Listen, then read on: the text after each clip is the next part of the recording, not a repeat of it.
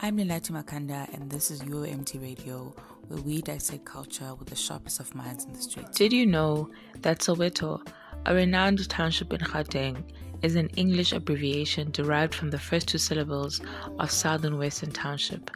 Established in the 1930s, Soweto was a product of the white government segregation policies, which relocated black people away from Johannesburg to areas separated from white suburbs by a quote-unquote sanitary corridor, which would be a river, railway track, industrial area, or highway. This was enforced using the Urban Areas Act of 1923.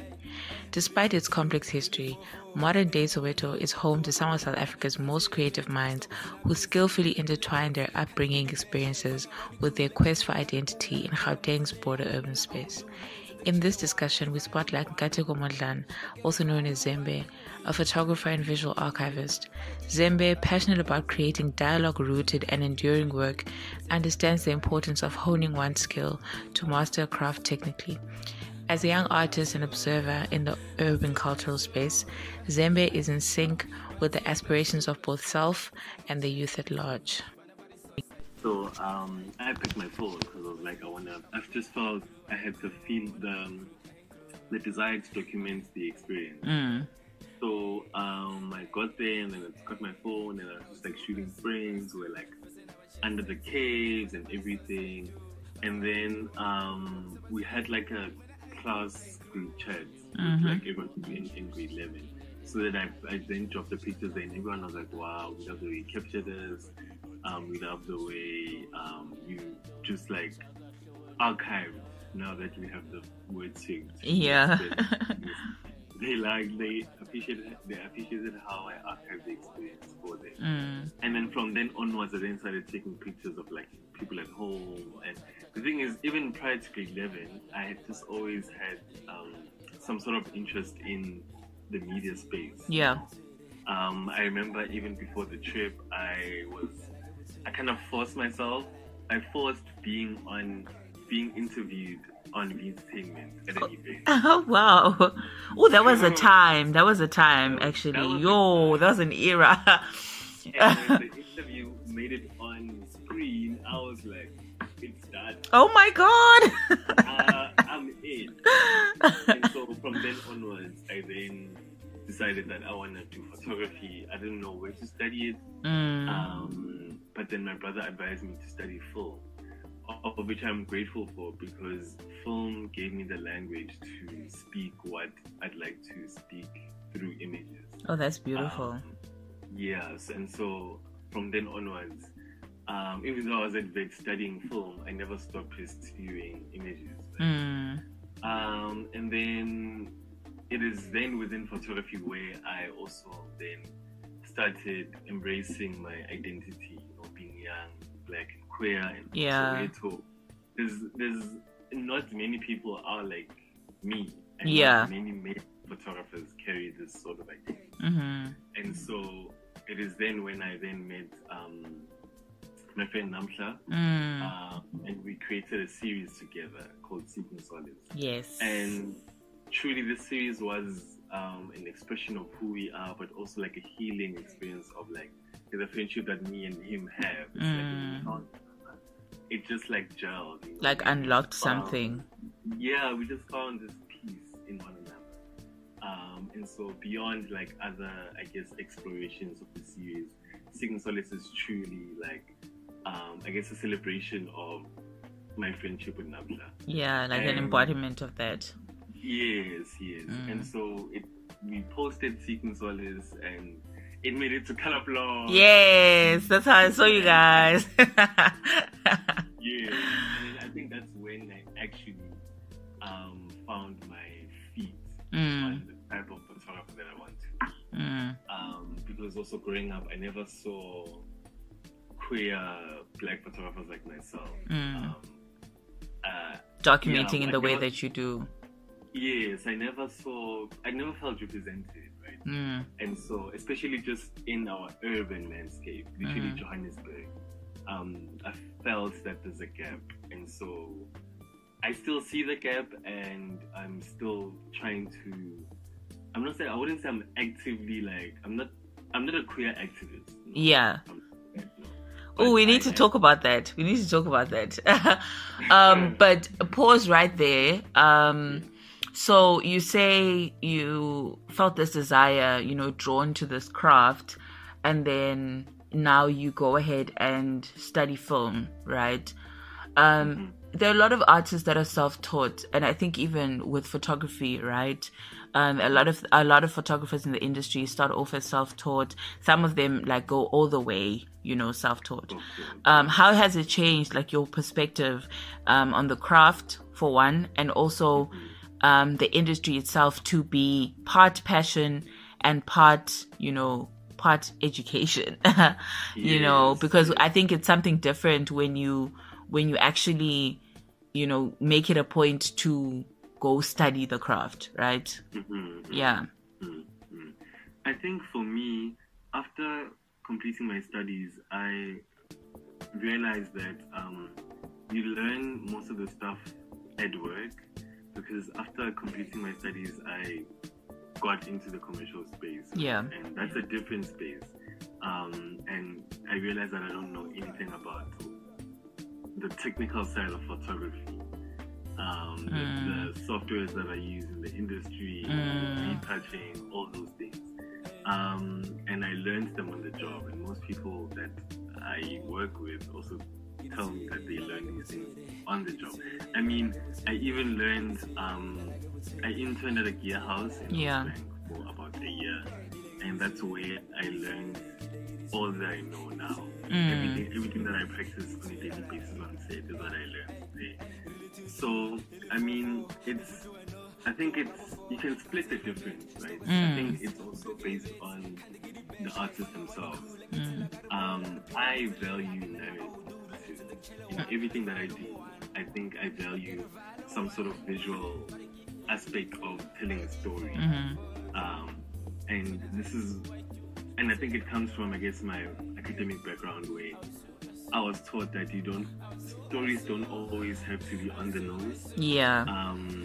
You can have signifiers like water, like the landscape itself, slow shutter speed. I think when I look back to the project we did together, there's that shot of Zembe, Nkateko days.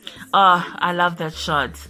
Do you know, I love that shot so much. And talking about narrative, I actually placed on the layout, that shot is actually placed right next to the table of contents. So when you get to opening the book at the beginning, right? Because I was just like, that makes so much sense for me, because we're going somewhere, right? Siyahamba. So Missy takes it in Siyahamba, and I was just like, that shot is perfect for that. So I completely understand what you mean. Yeah. Yes, and even to just extend what you're saying, it's also about how, in my eyes, most of the urban people, Kilik and stuff like that, they kind of all went to Jozi to find their voice. Yes. So it was also an ode to those people. And to just myself, that everything that I've ever done, I literally live in city. And everything that has kind of changed my life significantly happened in the city. Yes. And it's still happening there. So you see, that's why I value school, just for the narrative side, and just to understand why you're an artist. Just beyond passion. You can love something, but why do you love it? So yeah, the difference. I feel you. It's important to learn on the job also.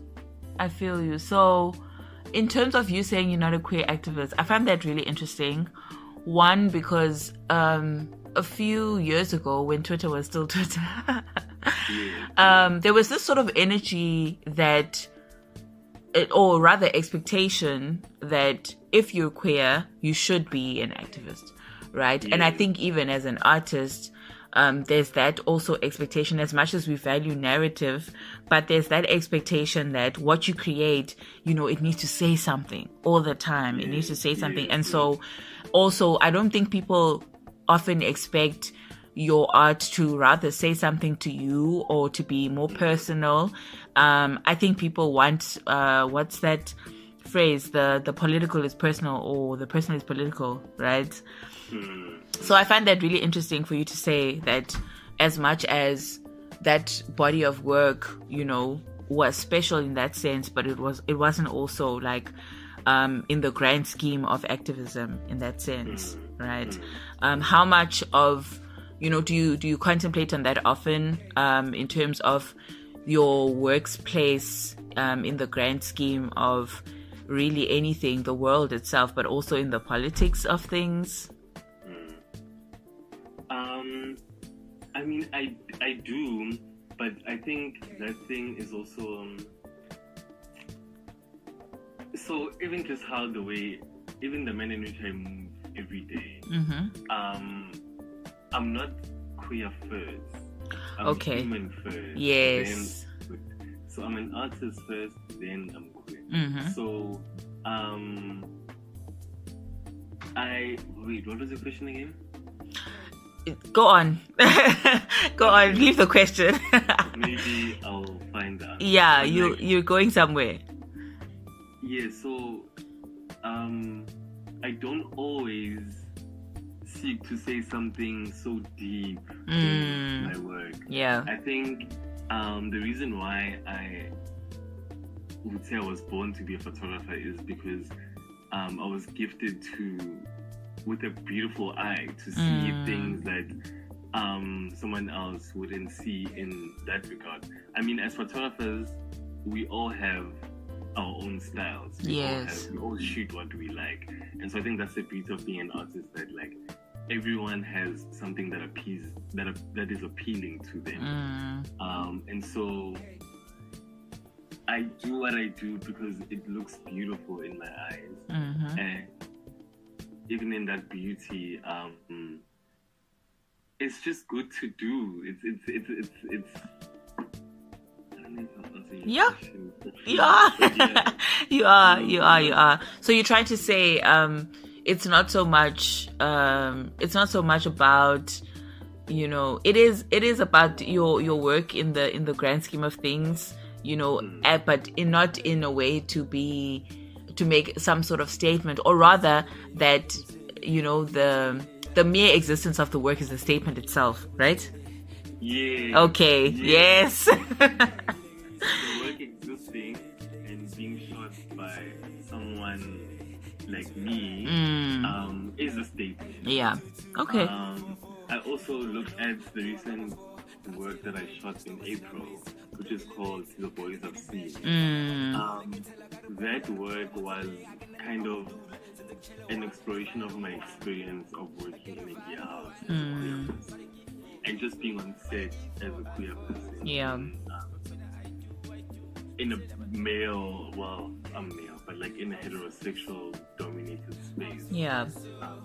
And so just primarily being on set, everyone is looking at everyone is looking at something. We're all on set to look, right? And so I then found that within the looking there's expectations. Yes. And the boys, well, expectations and like I guess ideologies around what you are, what's supposed to be, you know. And so that work isn't really fighting against heterosexuality or other identities. It is just narrating the experience of being black and queer and working with bands and wearing hoops and you know what I mean? Yeah, having some sort of softness. Yes. And so I guess in the title, it's being called To the Boys I've Seen. It is an imagination, in my understanding. It's an imagination of a heterosexual person looking at a queer person and saying, I guess subconsciously, the boys I've seen on set are not like this, but you are like this, so that's fine.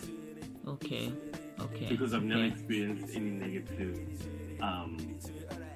things because of who I am. Even at the gear house that I work, that space is hetero, like it's old men. It's all the way hetero. Yes. It's all the way hetero.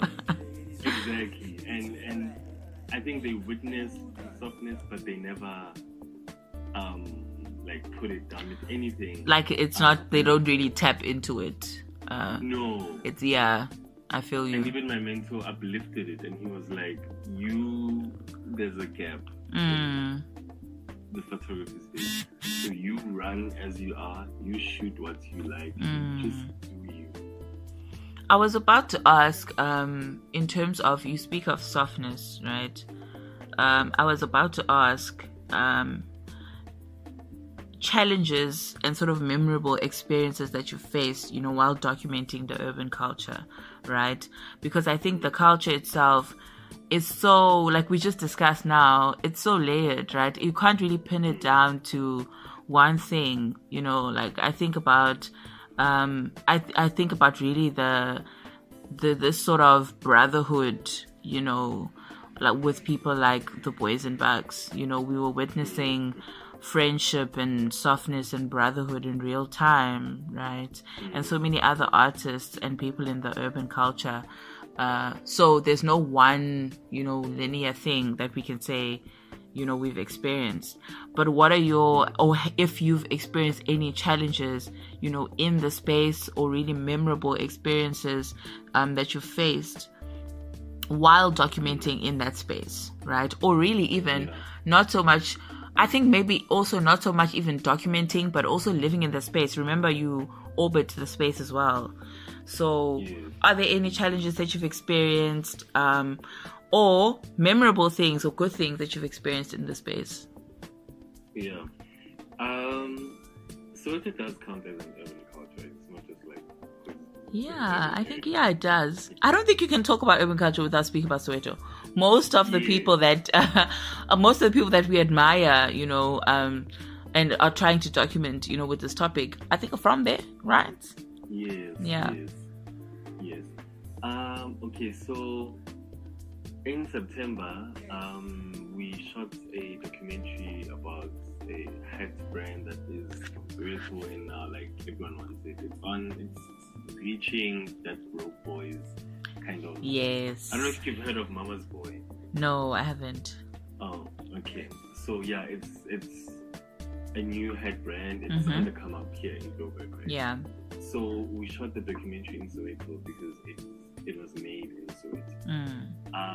And I guess the challenges I faced on that set was that I live in Soweto, but like I myself is sometimes scared of moving through Soweto. Okay. Because of who I am. I'm not as close as. So I had friends growing up, and me and those friends, the male friends in my area, we're not tied that much anymore. Yeah. I realized that we're not really the same, and then I then tried to find your tribe. Yes, and so moving up, since then, like I've always felt different even in the way I dress and music I listen to, just this type of stuff that I like. And so that has affected the way in which I move through Soweto. But when we were on that set, I feel like I experienced Soweto for the first time because we were in the hood. Like, wow.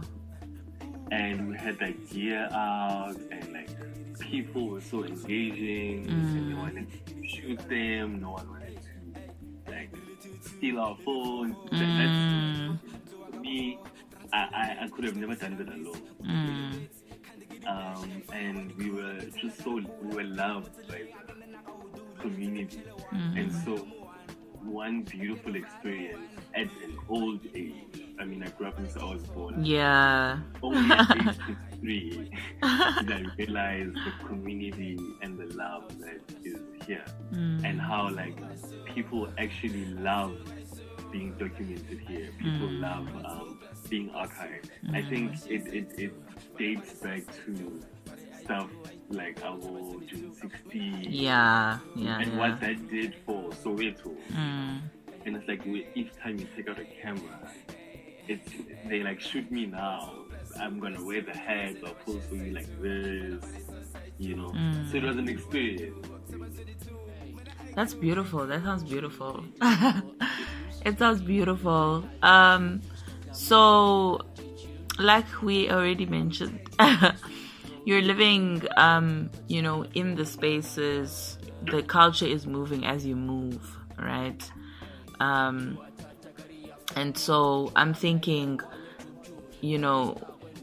apart from your own aspirations for who you want to become as a photographer, what are your sort of hopes, or rather, where do you imagine the culture to be like in a few years' time, right? Because it's moving so fast right now, right? Tina speaks a bit about this in terms of Amapiano, right? And I also contemplate and think about this a lot, how Amapiano is Amapiano now, like on the 1st of November, that's the date we're recording this interview, is so different from what it was when it first dropped. Like you think, Kokota piano, it sounds absolutely different, right? And so when you think about what it might look like, as an entirety, the culture in the next few years, and your place in it, what do you see? What do you see? What do you think? What do you think it's going to be? What kind of like is so sad for, I think, our generation is that we've lost that archiving thing. Mm-hmm. It's just all on social media, and you see it, you laugh, life goes on. That's cool. Yeah. You have to be a son. It's done. Yeah. Whereas back then, a lot of events were being archived. I feel like in this time now, a lot of young artists in the urban culture are taking because I feel like there's a lot of some sort of gatekeeping. So people are starting those organizations for themselves. Yeah. And those organizations are thriving. There's a lot of events happening in Joburg. Look at Cape Town, there's Broke Boys. Yes. The Clubhouse. The Clubhouse, so yeah. I imagine a lot of ownership and just expression in who people want to be, and forming communities and kind of like bringing others in those, interweaving other communities in their community, and they kind of all grow together. But we're lacking the archiving there.